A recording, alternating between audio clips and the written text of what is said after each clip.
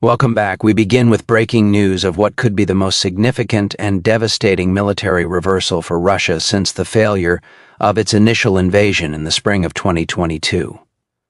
Multiple high-level defense and intelligence sources are confirming to us tonight that elements of the Russian armed forces numbering in the tens of thousands have been effectively encircled and cut off in a sprawling pocket of occupied eastern Ukraine. If verified, this represents not just a tactical victory for Ukraine, but a potential strategic catastrophe for the Kremlin, one that could fundamentally alter the course of this war. The location, a critical sector of the Donetsk and Luhansk regions, an area Russian forces have spent nearly 10 months grinding to capture at a horrific human cost. The force at risk, according to preliminary NATO and Ukrainian assessments, potentially up to 80,000 Russian personnel. This includes frontline combat troops, support units, and the vital logistical tail that keeps an army in the field. They are now reportedly surrounded with their main supply routes severed.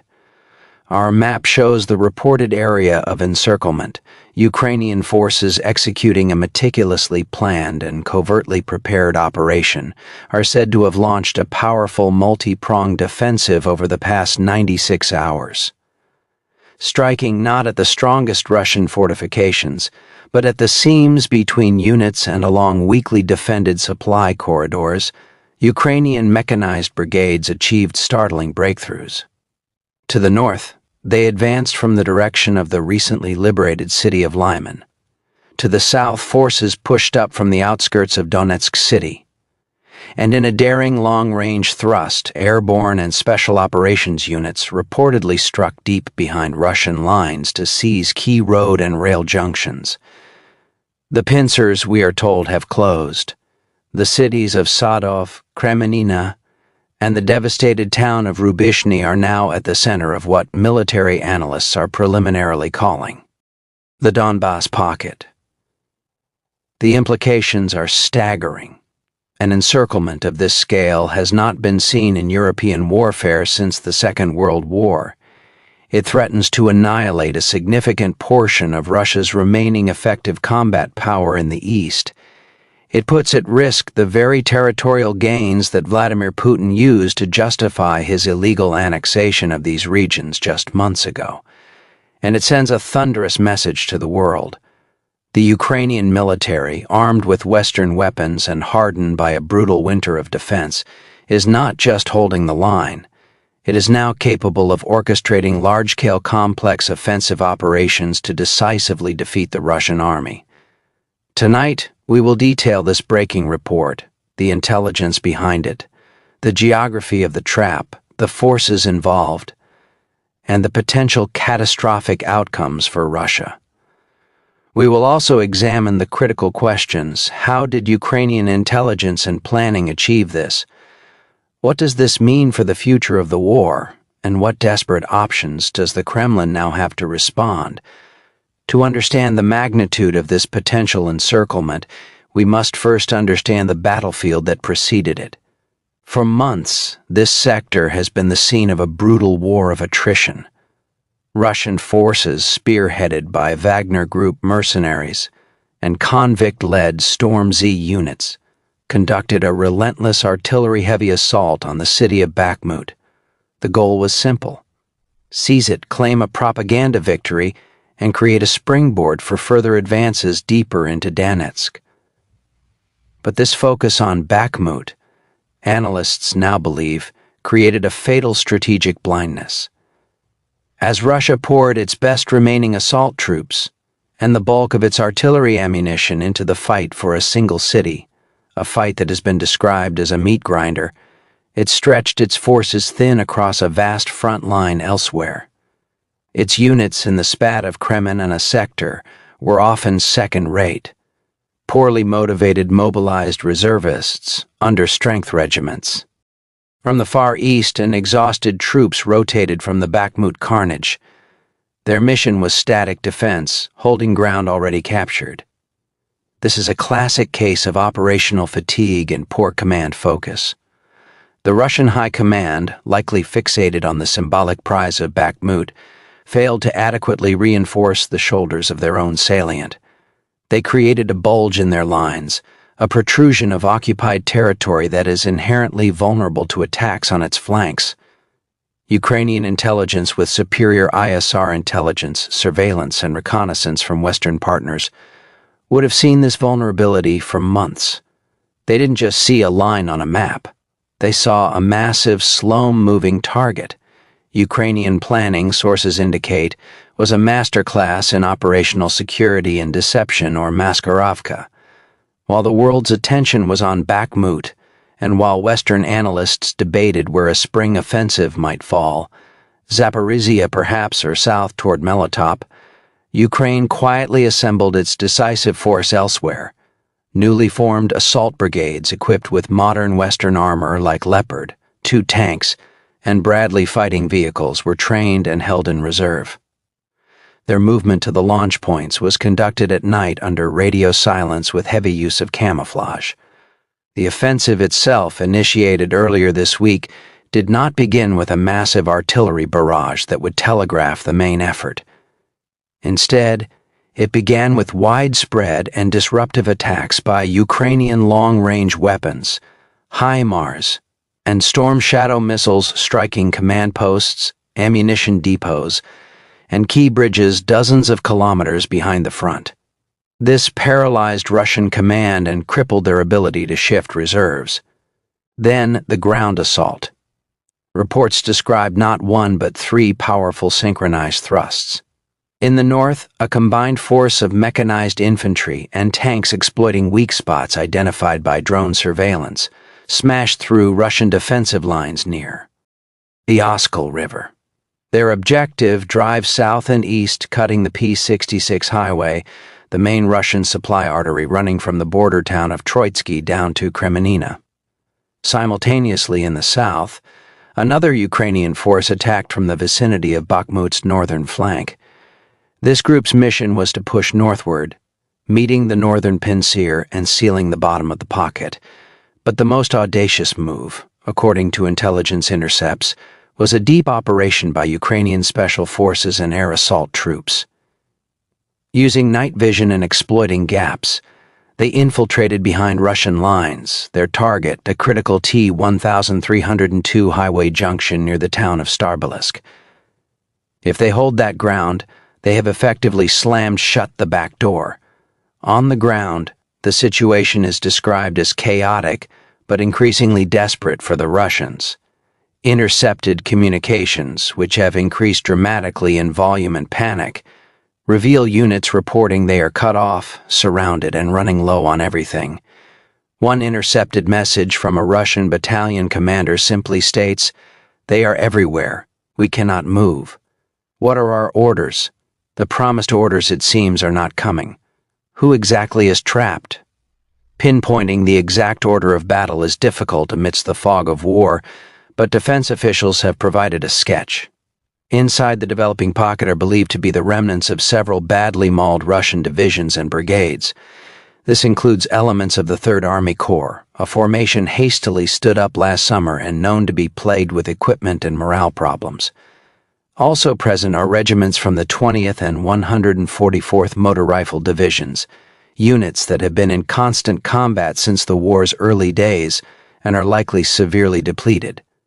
Intermingled with them are the so-called DNR and LNR militias forces from the self-proclaimed Donetsk and Luhansk People's Republics. These troops are often less equipped and trained than regular Russian forces, but they are fighting on their home terrain.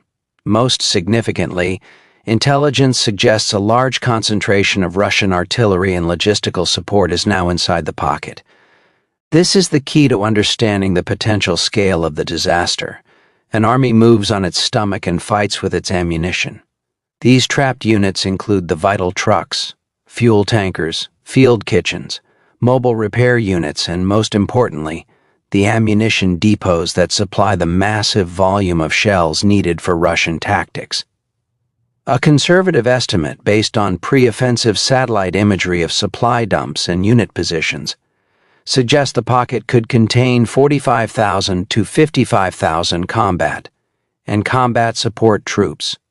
an additional 25,000 plus logistical, engineering, and rear echelon personnel. Hundreds of tanks and armored fighting vehicles now unable to maneuver or retreat. Several hundred artillery pieces from howitzers to multiple rocket launchers, which will quickly become silent without a steady flow of shells. Mountains of stored ammunition, fuel, and food that can no longer be distributed forward and are now vulnerable to Ukrainian precision strikes. This is the ticking clock. Without resupply, a modern army begins to die within days. Food runs out. Medical supplies are exhausted, vehicles grind to a halt as fuel reserves dry up. And crucially, artillery batteries, Russia's primary advantage, fire their last shells. Once silent, they become useless metal and the encircled infantry loses its protective firepower. Ukraine's strategy, therefore, may not be an immediate, costly frontal assault to destroy the pocket. Military analysts suggest it will be a methodical reduction. Ukrainian forces will continue to strengthen their defensive rings, digging in to repel any Russian relief attempts.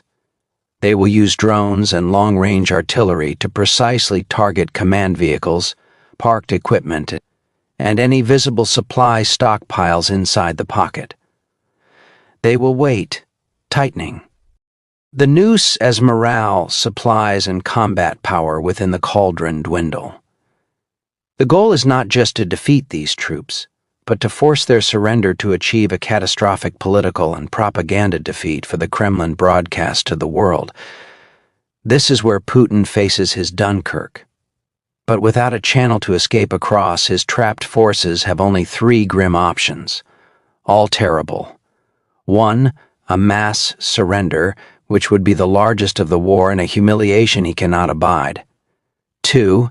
A desperate, bloody breakout attempt, which would likely turn into a slaughter against prepared Ukrainian defenses. Or 3. A slow, agonizing degradation, starved, bombarded, and picked apart until the units simply cease to exist as fighting formations. For a commander-in-chief who has staked his reputation and his regime stability on being a strong man, there are no good choices here, only varying degrees of disaster. The reverberations from this potential encirclement are being felt far beyond the muddy fields of Donbass. In world capitals, the assessment is shifting in real time. In Brussels and Washington, there is a palpable sense of vindication mixed with urgent recalculation. The provision of Western weapons systems, from HIMARS to modern tanks to advanced intelligence, has just demonstrated a tangible war-winning return on investment. Conversations about providing F-16 fighter jets, longer-range ATACMS missiles, and additional armored vehicles, once mired in caution, will now accelerate dramatically. The argument that support for Ukraine is a bottomless pit is shattered. The argument that it is a strategic investment yielding decisive results is proven. Conversely, in Moscow, the political atmosphere is described as toxic and panicked. Putin has built a system that cannot tolerate public failure. The state media narrative of a steady, successful special military operation has just collided with the potential of an 80% 0,000-man catastrophe. How will the Kremlin spin this? Will they admit the scale of the loss? Will they blame traitors, NATO, or incompetent generals? This level of failure threatens to crack the carefully maintained facade of control, potentially igniting long, simmering tensions between the Russian Ministry of Defense, the Wagner Group, and the nationalist war party bloggers who have grown increasingly critical. The economic and manpower consequences are equally dire for Russia. The loss of the equipment in the pocket would represent a material blow that its struggling industrial base, hampered by sanctions, cannot quickly replace. But the loss of the men would be existential. Russia has already suffered an estimated 150,000 to 200,000 casualties. Adding tens of thousands more killed, wounded, or captured in a single operation would hollow out its professional army, forcing another even more unpopular and destabilizing round of mobilization. Where do you find another 80,000 men?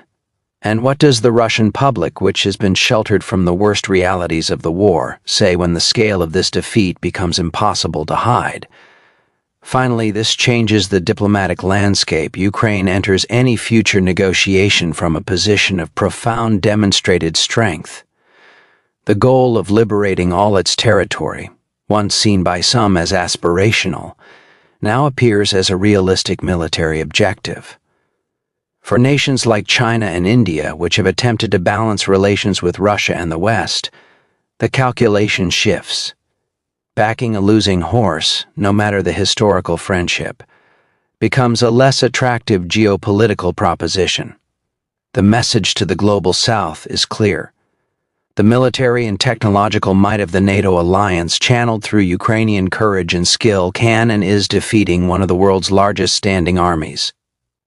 The world is watching, and the balance of power is visibly tilting. Beyond the maps and the troop estimates lies the human reality of this encirclement. For the tens of thousands of Russian soldiers inside the pocket, the world has suddenly shrunk to a few square kilometers of frozen Ukrainian earth. Their experience, pieced together from intercepted communications and the testimony of recent defectors, is one of accelerating desperation. The initial shock of being cut off has given way to a grinding anxiety. Units report their supply deliveries have stopped. The constant thump of artillery, once a comfort as their own guns fired, has become sporadic and is now falling silent as shells run out. Drone footage, too sensitive to broadcast, shows columns of armored vehicles, tanks, infantry fighting vehicles abandoned on roadsides, out of fuel. Soldiers are seen digging deeper into the mud, not to advance, but to find shelter from the precision-guided munitions and surveillance drones that now hover with impunity. The most critical shortage is medical. Intercepted pleas from medics describe field hospitals overwhelmed with supplies of blood, antibiotics, and painkillers exhausted. Wounded soldiers cannot be evacuated. The weather is turning. Without regular food deliveries, troops are scavenging from abandoned Ukrainian homes or relying on dwindling combat rations. The phrase, "complete encirclement on a general's map," translates for the infantrymen to cold hunger and the terrifying knowledge that there is no way out. This potential catastrophe must be viewed in the context of losses that were already staggering before this operation began. Independent Russian investigative outlets using public records like obituaries and relative social media posts have confirmed the identities of nearly 80,000 Russian soldiers killed since the full-scale invasion began. Kyiv's estimates of total Russian casualties, killed, wounded, captured, exceed 700,000. Western intelligence has consistently noted that Russian forces have suffered huge losses in both troops and equipment. The destruction of this pocket could see the confirmed death toll climb by tens of thousands in a matter of weeks. A loss of life on a scale not seen in Europe for generations. In Moscow, the political and military establishment is facing its gravest crisis since the failed drive on Kiev in 2022. The problem for the Kremlin is not just military, but existential to its narrative of control and inevitable victory. President Vladimir Putin has built an information fortress. Just days ago at the Defense Ministry Board, he declared that the Russian army firmly holds the strategic initiative along the entire front line. He boasted of liberating over 300 settlements in 2025 and claimed Russian troops are advancing with confidence and grinding down the hostile forces. He detailed the deployment of new nuclear-capable systems like the Archnik missile and spoke of expanding security buffer zones. The message was one of relentless managed strength. Now that carefully constructed image is collapsing. The immediate challenge is, how does the state media apparatus report this? They cannot ignore the disappearance of an entire army group. Early clumsy attempts are emerging. Russian Chief of the General Staff Valery Gerasimov recently claimed up to 10,000 Ukrainian soldiers were encircled, a claim immediately denied by Kyiv and doubted by analysts. We are now seeing this script flipped.